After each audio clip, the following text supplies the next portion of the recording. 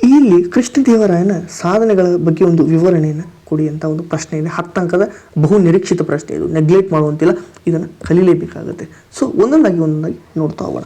ಕೃಷ್ಣದೇವರಾಯ 1509 1529. ಸರಿ, ಮೊದಲು 10 ಅಂಕದ ಪ್ರಶ್ನೆ ಪ್ರತಿ ವಿಡಿಯೋದಲ್ಲಿ ಹೇಳ್ತಾ ಇದ್ದೇನೆ ನಾನು. ಏನಂತಂದರೆ ಇಂಟ್ರೊಡಕ್ಷನ್, ಬಾಡಿ, ಕನ್ಕ್ಲೂಷನ್, ಪೀಠಿಕೆ ಮತ್ತು ವಿಷಯ ನಿರೂಪಣೆ, ಉಪಸಂಹಾರವನ್ನು ಹಾಕಲೇಬೇಕು ಕಡ್ಡಾಯವಾಗಿ. ಈಗ ಹೇಳ್ತಾ ಇರ್ತಕ್ಕಂಥದ್ದು ಇದು ಪೀಠಿಗೆ ಇಷ್ಟು ಹಾಕಿ ಸಾಕು, ಇಷ್ಟು ಪೀಠಿಗೆ. ಸರಿ ಆಯಿತಾ? ನೆಕ್ಸ್ಟ್ ನೋಡೋಣ. ಸರ್ವಶ್ರೇಷ್ಠ ಅರಸನಲ್ಲಿ ಒಬ್ಬನಾಗಿದ್ದ, ಅಂದರೆ ದಕ್ಷಿಣ ಭಾರತದ ಸರ್ವಶ್ರೇಷ್ಠ ಅರಸನಲ್ಲಿ ಒಬ್ಬನಾಗಿರ್ತಕ್ಕಂಥವನು ಕೃಷ್ಣದೇವರಾಯ. ತುಳು ವಂಶದ ನರಸನಾಯಕ ಮತ್ತು ನಾಗಲಾದೇವಿಯ ಪುತ್ರ. ಕ್ರಿಸ್ತಶಕ 1509 ಅಧಿಕಾರಕ್ಕೆ ಬರ್ತಾನೆ. ಇವನ ಮಂತ್ರಿ ತಿಮ್ಮರಸು. ಓಕೆ, ನೆಕ್ಸ್ಟ್ ಸೈನಿಕ ಸಾಧನೆಗಳನ್ನು ನೋಡೋದಾದರೆ 1510 ಬಿಜಾಪುರ ಸುಲ್ತಾನನ ವಿರುದ್ಧ ಯುದ್ಧ ಮಾಡ್ತಾನೆ. 1510 ಬಿಜಾಪುರ ಸುಲ್ತಾನನ ಯೂಸುಫ್ ಆದಿಲ್ ಶಾ, ಬೀದರ್ನ ಮೊಹಮ್ಮದ್ ಆದಿಲ್ ಶಾ ಜಂಟಿ ಸೈನ್ಯವನ್ನು ಸೋಲಿಸಿ ರಾಯಚೂರು ಕೋಟೆಯನ್ನು ಕೃಷ್ಣ ತುಂಗಭದ್ರ ದೋಅಬ್ ಅನ್ನು ವಶಪಡಿಸ್ಕೊಳ್ತಾನೆ. ಅಂದರೆ ಇವರಿಬ್ಬರು ಯುದ್ಧಕ್ಕೆ ಬರ್ತಾರೆ. ಸೊ ಇವರಿಬ್ಬರನ್ನ ಸೋಲಿಸ್ತಾನೆ. ಅಂದರೆ 1510 ಬಿಜಾಪುರದ ಆದಿಲ್ ಶಾಹಿ ಅಂದರೆ ಯೂಸುಫ್ ಆದಿಲ್ ಶಾ, ಅದೇ ರೀತಿ ಬೀದರ್ನ ಮೊಹಮ್ಮದ್ ಶಾನ ಜಂಟಿ ಸೈನ್ಯವನ್ನು ಸೋಲಿಸಿ ರಾಯಚೂರು ಕೋಟೆ ವಶಪಡಿಸ್ಕೊಂಡ, ಕೃಷ್ಣ ಮತ್ತು ತುಂಗಭದ್ರ ದೋಅಬ್ ಪ್ರದೇಶಗಳನ್ನು ವಶಪಡಿಸ್ಕೊಳ್ತಾನೆ. ಈ ಯುದ್ಧದಲ್ಲಿ ಯೂಸುಫ್ ಆದಿಲ್ ಶಾ ಪ್ರಾಣ ಕಳೆದುಕೊಳ್ತಾನೆ. ಇದಿಷ್ಟನ್ನು ನೆನಪಿಟ್ಕೊಳ್ಳಿ. ಉಮ್ಮತ್ತೂರಿನ ಮೇಲೆ ಮತ್ತಿಗೆ ಹಾಕ್ತಾನೆ. 1513 ಕ್ರಿಸ್ತಶಕ ಉಮ್ಮತ್ತೂರಿನ ನಾಯಕ ಗಂಗರಾಜನ ಬಂಡಾಯವನ್ನು ಹತ್ತಿಕ್ಕಿದ ಕೃಷ್ಣದೇವರಾಯ ಶಿವನ ಸಮುದ್ರ ಮತ್ತು ಶ್ರೀರಂಗಪಟ್ಟಣ ಕೋಟೆಗಳನ್ನು ವಶಪಡಿಸ್ಕೊಳ್ತಾನೆ. ಇವನು ಸುಮ್ಮನಿರಲಿಲ್ಲ, ಆಯ್ತಾ? ಯಾರು? ಗಂಗರಾಜ. ಉಮ್ಮತ್ತೂರಿನ ನಾಯಕ ಗಂಗರಾಜ ಅವನು ಬಂಡಾಯಕ್ಕೆ ಎದ್ದ. ಸೊ ಕೃಷ್ಣದೇವರಾಯ ಇವನನ್ನು ಹತ್ತಿಕ್ಕಿ ಶಿವನ ಸಮುದ್ರ, ಶ್ರೀರಂಗಪಟ್ಟಣ ಕೋಟೆಗಳನ್ನು ವಶಪಡಿಸ್ಕೊಳ್ತಾನೆ. ಅದಾದ ನಂತರ ಕಳಿಂಗದ ದಿಗ್ವಿಜಯ 1518 ಕ್ರಿಸ್ತಶಕ ಒರಿಸ್ಸಾದ ಗಜಪತಿ ಪ್ರತಾಪ ರುದ್ರದೇವನನ್ನು ಇದು 3 ತೆಗೆದು 8 ಆಗಬೇಕದು. ಪ್ರತಾಪ ರುದ್ರದೇವನನ್ನು ಸೋಲಿಸಿ ಕೃಷ್ಣದೇವರಾಯ ಕೈಗೊಂಡ ದಿಗ್ವಿಜಯವನ್ನು 5 ಹಂತಗಳಲ್ಲಿ ಕಾಣಬಹುದು. ಸರಿ, ನೋಡೋದಾದ್ರೆ ಒಂದೊಂದು ಹಂತವನ್ನು ನೋಡ್ತಾ ಹೋಗೋಣ. ಹಾಗಾದರೆ ಮೊದಲನೇ ಹಂತದಲ್ಲಿ ಏನಾಯಿತು? ಉದಯಗಿರಿ ಕೋಟೆಯನ್ನು ಗೆಲ್ತಾನೆ.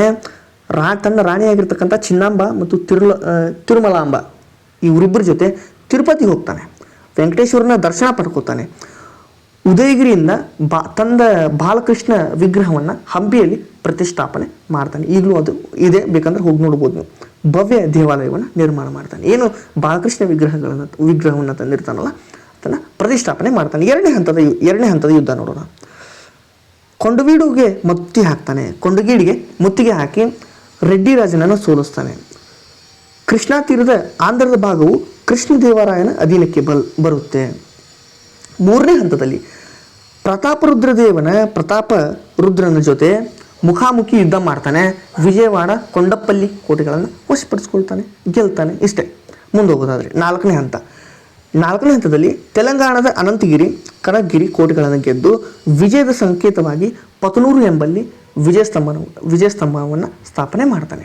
ನೆಕ್ಸ್ಟ್ ಮುಂದೆ ಹೋಗೋದಾದ್ರೆ ಐದನೇ ಹಂತ ಪ್ರತಾಪರುದ್ರನ ರಾಜಧಾನಿ ಕಟಕ್ಗೆ ಮತ್ತಿಗೆ ಹಾಕ್ತಾನೆ. ಪ್ರತಾಪರುದ್ರನ ರಾಜಧಾನಿ ಕಟಕ್ಗೆ ಮತ್ತಿಗೆ ಹಾಕಿ ಪ್ರತಾಪರುದ್ರ ದೇವ ಶಾಂತಿ ಒಪ್ಪಂದ ಮಾಡ್ಕೊಳ್ತಾನೆ. ಹೌದಾ? ತನ್ನ ಮಗಳು ಜಗನ್ಮೋಹಿನಿಯನ್ನು ಕೃಷ್ಣದೇವರಾಯನಿಗೆ ಕೊಟ್ಟು ವಿವಾಹ ಮಾಡ್ತಾನೆ, ಮದುವೆ ಮಾಡ್ತಾನೆ. ಇದಿಷ್ಟನ್ನು ಅರ್ಥ ಮಾಡ್ಕೋಬೇಕು. ನೆಕ್ಸ್ಟ್ ರಾಯಚೂರು ಯುದ್ಧ 1520. ಕೃಷ್ಣದೇವರಾಯ ಕಳಿಂಗ ಯುದ್ಧದಲ್ಲಿ ನಿರತನಾಗಿದ್ದಾಗ ಬಿಜಾಪುರದ ಸುಲ್ತಾನ ಇಸ್ಮಾಯಿಲ್ ಆದಿಲ್ ಶಾ ರಾಯಚೂರು ಕೋಟೆಯನ್ನು ವಶಪಡಿಸ್ಕೊಂಡಿದ್ದ. ಅವನಿಗೇನು ಈತ ವಶಪಡಿಸ್ಕೊಂಡಿದ್ನಲ್ಲ ರಾಯಚೂರು ಕೋಟೆಯನ್ನು. ಸೊ ಈತ ಕಳಿಂಗ ಯುದ್ಧದಲ್ಲಿದ್ದಾಗ ಮತ್ತೆ ಆದಿಲ್ ಶಾ ಅಂದರೆ ಇಸ್ಮಾಯಿಲ್ ಆದಿಲ್ ಶಾ ಬಂದು ರಾಯಚೂರು ಕೋಟೆಯನ್ನು ವಶಪಡಿಸ್ಕೊಂಡಿದ್ದ. ಕ್ರಿಸ್ತಶಕ 1520 ಪೋರ್ಚುಗೀಸರ ಸಹಾಯದಿಂದ ಮತ್ತೆ ಆ ಒಂದು ವಶಪಡಿಸಿಕೊಂಡ ಕೃಷ್ಣದೇವರಾಯನು ಇದಕ್ಕೆ ವಶಪಡಿಸಿಕೊಂಡ ಕೃಷ್ಣ ದೇವರಾಯನು ಇದಕ್ಕೆ ಪ್ರತಿಯಾಗಿ ಪೋರ್ಚುಗೀಸರಿಗೆ ವಿಜಯನಗರಕ್ಕೆ ಬೇಕಾಗಿರ್ತಕ್ಕಂಥ ಕುದುರೆಗಳ ಪೂರೈಕೆ ವ್ಯಾಪಾರದ ಏಕಸ್ವಾಮ್ಯವನ್ನು ನೀಡ್ತಾನೆ. ಅಂದರೆ ಈ ಪೋರ್ಚುಗೀಸರ ಹೆಲ್ಪನ್ನು ತಗೊಂಡು ಮತ್ತೆ ಈ ರಾಯಚೂರು ಕೋಟೆಯನ್ನು ವಶಪಡಿಸ್ಕೊಳ್ತಾನೆ. ಅವರಿಗೆ ಕುದುರೆ ಒಂದು ಏಕಸ್ವಾಮ್ಯವನ್ನು ಕೊಡ್ತಾನೆ. ವ್ಯಾಪಾರದ ಕುದುರೆ ವ್ಯಾಪಾರದ ಏಕಸ್ವಾಮ್ಯ. ನೆಕ್ಸ್ಟ್ ಇಲ್ಲಿಂದ ಗುಲ್ಬರ್ಗಕ್ಕೆ ಹೋಗಿ ಅಮೀರ್ ಬರೀದ್ನನ್ನು ಸೋಲಿಸಿ ನಂತರ ಬೀದರ್ಗೆ ಹೋಗ್ತಾನೆ. ಸೆರೆಯಲ್ಲಿರ್ತಕ್ಕಂಥ ಬಹುಮನಿ ಸುಲ್ತಾನ ಬಿಡುಗಡೆಗೊಳಿಸ್ತಾನೆ. ಸೆರೆಯಲ್ಲಿರ್ತಕ್ಕಂಥ ಬಹುಮನಿ ಸುಲ್ತಾನನನ್ನು ಬಿಡುಗಡೆಗೊಳಿಸಿ ಸಿಂಹಾಸನದಲ್ಲಿ ಕೂರಿಸುವ ಮೂಲಕ ಯವನ್ ರಾಜ್ಯ ಪ್ರತಿಷ್ಠಾಪನಾಚಾರ್ಯ ಎಂಬ ಬಿರುದನ್ನು ಪಡಿತಾನೆ. ಸಿಲೋನಿನಲ್ಲಿ ಶಾಂತಿ. ಅಸಮರ್ಥ ರಾಜ ವಿಜಯಬಾಹುವಿನ ವಿರುದ್ಧ ಜನರು ದಂಗೆ ಹೇಳ್ತಾರೆ.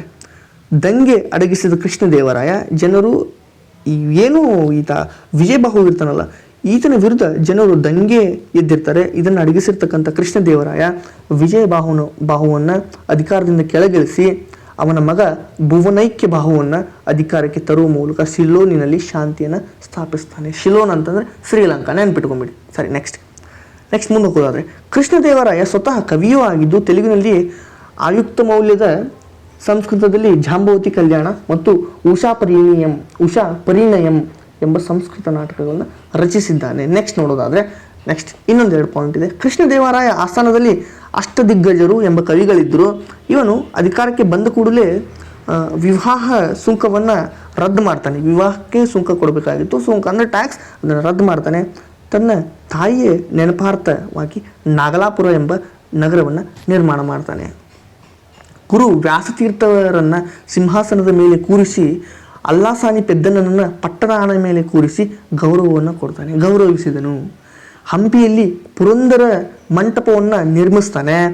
ಕಲಾಕಾರನಾಗಿರ್ತಕ್ಕಂಥ ಇವನು ಮಹಾನವಮಿ ಹಬ್ಬದ ಸಮಯದಲ್ಲಿ ಜಾಂಬವತಿ ಕಲ್ಯಾಣ ನಾಟಕದಲ್ಲಿ ಬರುವ ಕೃಷ್ಣನ ಪಾತ್ರವನ್ನು ತಾನೇ ಅಭಿನಯಿಸಿದ್ದನು. Next point, ಬಿರುದುಗಳು. ಏನೇನು ಬಿರುದುಗಳಿದ್ವು? ಇವು ಎರಡು ಬಿರುದು ಬರೀರಿ ಅಂತ 2 ಮಾರ್ಕ್ಸಿಗೆ ಒಂದು ಪ್ರಶ್ನೆ ಇರುತ್ತೆ. ಕವಿಪುಂಗವ, ಕರ್ನಾಟಕಾಂಧ್ರಭೋಜ, ಯವನ ರಾಜ್ಯ ಪ್ರತಿಷ್ಠಾಪನಾಚಾರ್ಯ, ಕನ್ನಡ ರಾಜ್ಯರಮಣ ಇತ್ಯಾದಿ. ಉಪಸಂಹಾರಕ್ಕೆ ನೋಡೋಣ ಈಗ. ಕೃಷ್ಣದೇವರಾಯ